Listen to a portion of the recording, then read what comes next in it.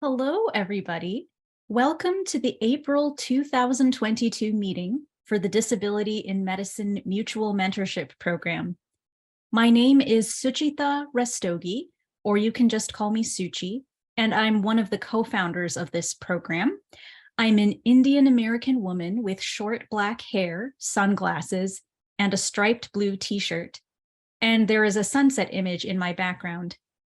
Today's meeting is called Navigating Disability Services. Our speaker for today is Carleigh Kude. She has a Master's of Public Administration, and she serves as the Assistant Director of Stanford's Accessibility Office, which is called the Office of Accessible Education.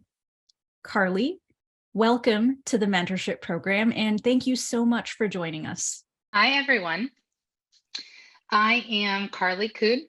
I use she, her, and hers pronouns. I'm a longtime friend of SMADI, formerly SMAC. I'm really glad to be here with you all today.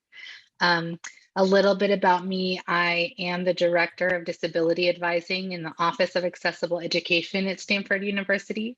So our charge at Stanford and at the Stanford School of Medicine is to facilitate accommodations for students with disabilities. That is our role on campus, and I lead a wonderful group of advisors who work directly and individually with students to understand their disability related needs, their lived experiences. And it's a pleasure to do this work. I like this work. I've been doing it for a really long time. And I want to take a moment, and first I'd like to actually give a brief visual description of myself. I'm a white presenting woman, middle-aged with long brown hair and glasses. If I start to speak too slowly or quickly, feel free to interrupt me and let me know. And I do have a copy of my PowerPoint that should be distributable to anyone if you need to follow along independently. So it was really wonderful to actually join this Zoom and hear the easy camaraderie and casual connection and just excitement talking about who you all are and the community that you have here. And that sense of community and the importance of community among disabled people, learners, and providers and educators is actually so important because, well, to put it frankly, in a world where your rights come down to an individual level, you are made to feel so alone. And so it is so important to have this sense of community. So my reflection, even just jumping into this meeting, is that, wow, there's a lot of wonderful inclusion happening here. But my presentation is actually going to kind of veer away from that, because as you may know, inclusion is a practice, it's an aim, it's essential and important. But at the end of the day, your rights and the logistics for getting accommodations and getting access come down to like an individual set of rights. So what I'm going to talk about today is how to work with disability services at your individual institutions. And so it'll be a little bit nuts and bolts like. Okay, so the title of this presentation is Access and Accommodations, Working with Disability Services Departments at Health Science and Medical Education Institutions. Again, I'm Carleigh Kude. I'm the Director of Disability Advising here at Stanford's OAE. I have an image of the Stanford Medicine Alliance for Disability Inclusion and Equity logo on my first slide as well.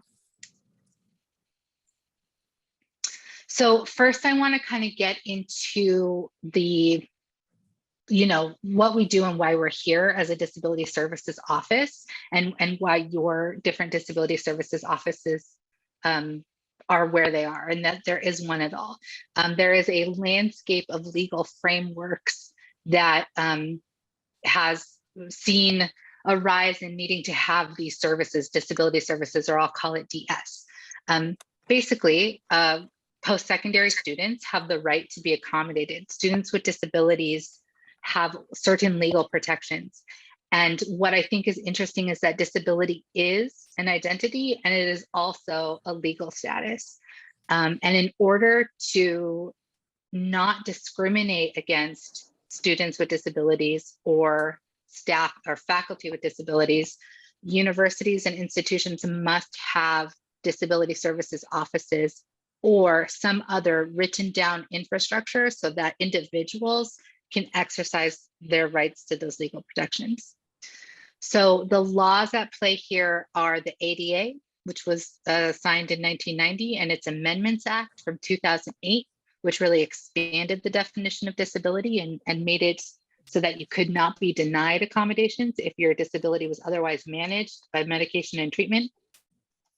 Also, the Rehabilitation Act, Section 504 specifically, was sort of the first notice of entities being put on that, hey, you can't discriminate against students, against people with disabilities, and you need to make accommodations for them. And then here in California, we have our own set of state and local laws, including the California Fair Employment and Housing Act and the UNRU Act, which takes another step further about what it means to accommodate students with disabilities and how that is equal access. So in the secondary world, this is all enforced by the Department of Justice. The Office of Civil Rights oversees complaints of workplace discrimination on the basis of disability. And the Department of Education Office of Civil Rights oversees complaints of educational discrimination. So I want to take a moment and pause here. I don't know if you've noticed this, but what does it mean to have these enforcing bodies responding to complaints? That means that unless you're an individual who's taking the time and energy to bring a complaint, you may not be experiencing equal access. You may be experiencing actually a lot of hurdles and additional barriers to getting accommodated. The way that the ADA and the Rehab Act and all of this is written is that it is a burden of an individual to go through and articulate how they are qualified as an individual with a disability, what accommodations they need, and to really drive those being implemented throughout their educational experiences. So again, the way that the laws are set up really comes down to a significant, frankly, administrative burden on the individual. But that's a lot of responsibility, and you have the right to be accommodated. So as part of my job, I follow OCR guidance, rulings, what's happening in the legal world. And the truth is that like so much deference about how students and staff and faculty get treated as people with disabilities and how they get accommodated. A lot of deference is given to the institutions themselves, but what the OCR consistently looks for is process. Is it easy to find how to request accommodations? Is there a process for getting them implemented? More than anything, institutions get in trouble for not having a clear process. So that is something that's important to look out for. And as somebody who might be going through an educational journey or affiliating with new and different workplace settings in this field, this is something you're going to want to look out for. Is it easy for me to find where I go for accommodations? That's like the immediate thing that you should look for. So that being said, like I said, I've been doing this work for a really long time, and disability services should work, and it should work for you. So ideally, this is how it should go. All institutions should have an easy to find disability services website that includes contact information, registration instructions, documentation requirements, and grievance procedures. Again, if something goes awry, if you're discriminated against, you have to bring a complaint, and how to do that should be easily locatable information for every institution. So there's sort of three components to getting accommodated and working with disability services. One is the interactive process. So this is what we engage in together. If any of you are Stanford School of Medicine students, you may have actually worked with me. We've sat down, we talked about your medical documentation. I asked you to share with me details about your personal lived experience. And together, we talked about what accommodations would be appropriate for you. Now, something else that's happening in the interactive process between the student and the DSP is confidentiality. Hopefully, I have created an atmosphere of trust so that you are comfortable sharing these things with me. I also want, just in my professional practice and those of my team, I don't want to force this intimacy on you. I do not want to put you in a position where you are having to re-traumatize yourself talking about mental health setbacks, having to sort of like fillet yourself out on a table for me. That's not the goal. The goal is for me to just understand how you experience disability, what your functional limitations are, and hopefully in this interactive process, I'm making you feel seen, heard, valued, and wanted here at this institution. That's my goal. So anyway, that's the interactive process. And together we kind of come up with a game plan for what accommodations will be appropriate for you. So here's where it gets a little bit tougher, because then you as the disabled individual have to go forward and deliver your notice and need for accommodations. This process will vary at every institution and in every setting. Do you have to deliver your letters to every attending? I don't know. You should ask your DSP. Is there a point of contact who will do all of this administrative interfacing for you? Make sure that your course, clerkship, residency supervisors, that everybody knows what your accommodation needs are and accepts them without question. That's really ideal. So the delivery of your need for accommodations, that's going to look very different, but it's an important middle step. And then the third step of how disability services should work is reasonability determinations. This is what I like to call speaking out of both sides of my mouth, because on one hand, I'm creating this sense of trust with you. I'm understanding your disability. I'm saying, yes, those accommodations sound really good, really appropriate for you. And then on the other side, when faculty or supervisors have some questions about reasonability, then I have to, in the same vein of trust and relationship building, address those concerns, and we get into what's called a reasonability determination process. So for example, if you are a learner who needs extra time on written exams, and so I write on your accommodation letter that you need time and a half on all assessments, but part of your upcoming clinical work is to be able to get in and out of a patient interaction within 90 seconds or some time limited measurement, then it might not be reasonable to extend that time. That's not a great example, because the truth is that on a 90-second interaction, an extra 50% time is not unreasonable, but there will definitely be some cases where extending time might bump up against reasonability. And so part of my job as a professional, and all DSPs should be able to engage in talking about like what is actually being measured, what is the action that's being done, are there reasonable accommodations that will allow the student, frankly, empower them to demonstrate their competency. So a reasonability determination process at the start happens between faculty and supervisors and the DSP. And then your DSP's job is actually to turn it around and come back to you as the disabled individual and say, hey, this may not be reasonable. How about this instead? You should be offered alternatives. And then we sort of like restart with the interactive process to address those. So this is kind of like the linear circle, as it were. So again, your rights and your responsibilities, some advice that I have for disabled individuals starting at new institutions or needing to seek out disability services for the first time. One is to seek it out early. Get a sense of the DS department. Are they a one-person shop? Unfortunately, a lot of schools do have a one-person shop. They have one person providing disability services for everybody in the school, and that person might also wear multiple hats. Does the Disability Services Office have a robust enough team and a good working relationship with your program? I think that both of those things are really important. And if you have a Disability Services Office that is stretched too thin or is not as familiar with your program as you would like to see, that can be a cause of concern for sure. But seek it out early, engage in those conversations early.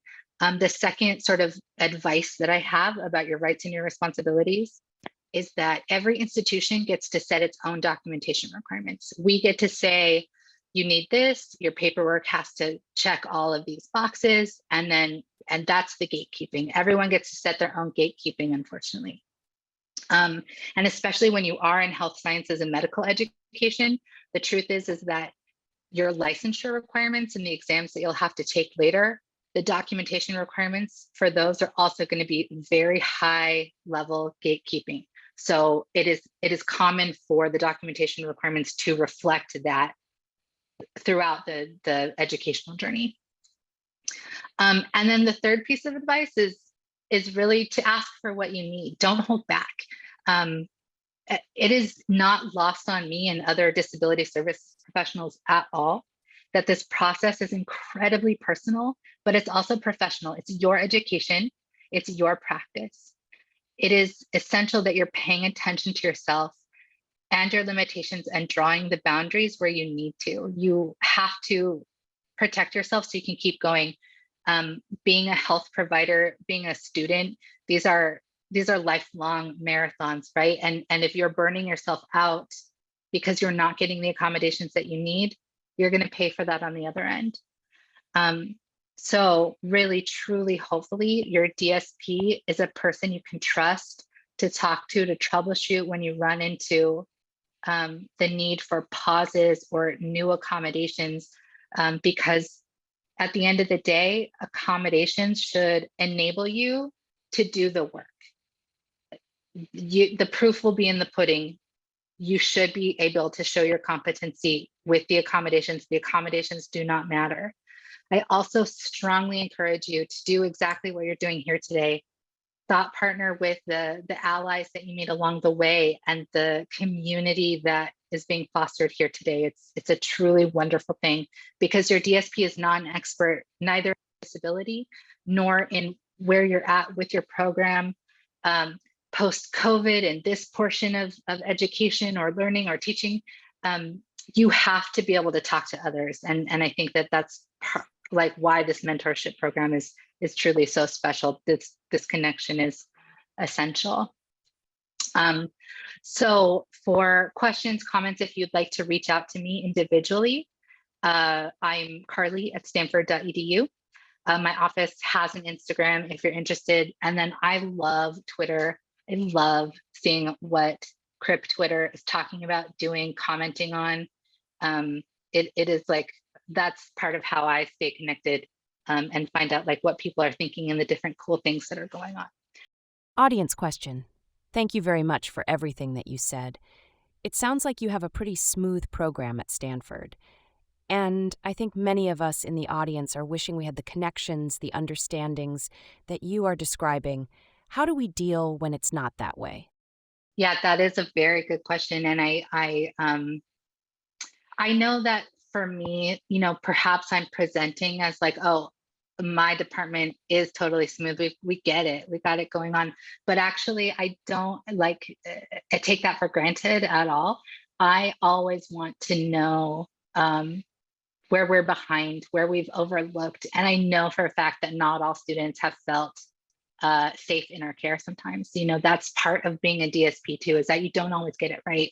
And that's also an essential part of just, in my personal practice and personal life, I am very much centering inclusion, equity, social justice, racial justice, disability justice, and I don't always get it right. I have to be ready to apologize and keep moving forward. So I would say my advice to you, especially if you are dealing with a department that does not feel welcoming and does not really want that kind of push and feedback, is to hopefully follow a grievance process, talk to others in your department, put pressure out there.